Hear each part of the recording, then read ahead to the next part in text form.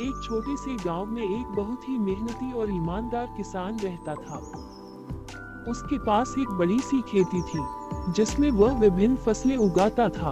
वह रोजाना किसानी के काम में लगा रहता था और उसकी खेती हमेशा खूबसूरत और हरा भरा दिखती थी। एक दिन उसकी खेत में अचानक बड़ा सी तितली आ गई। तितलियों को उस गांव के लोग बहुत खुश देखते थे और वे तितली को आशीर्वाद देते। किसान भी उस तितली का देखभाल करने लगा। वह उसे खाने का सामान देता और उसके लिए एक छोटा सा फासले का पौधा रख देता था जिसमें वह नेकी से फसलों के लिए प्रयास कर सकती थी। तितली बहुत खुश थी और वह रोजाना उस खूबसूरत फासले को देखकर खिल उठती थी। वह खेत में इधर उधर घूमती और खुशियां मनाती रहती। धीरे धीरे दिन बीतते गए और फासले की ऊंचाई बढ़ती गई। तितली ने भी पूरी मेहनत और लगन से उसे बढ़ावा दिया।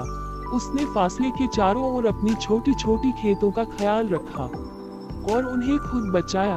एक दिन खेत में एक बड़ी सी आग लग गई। किसान बहुत चिंतित हो गया और सोचने लगा कि कैसे अपनी मेहनत से उगाई गई फसलें को बचाए।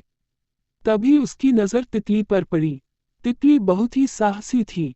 वह अपने पंखों से खेत के ऊपर उड़ी और बारीक सी बूंदों से आग को बुझाने लगी। उसकी मेहनत से आग शीघ्र ही बुझ गई और सारी फसलें बच गई। किसान बहुत खुश हुआ और तितली को धन्यवाद देते हुए बोला, धन्यवाद तितली, तुम्हारी ईमानदारी और मेहनत ने मेरी फसलों को बचा लिया।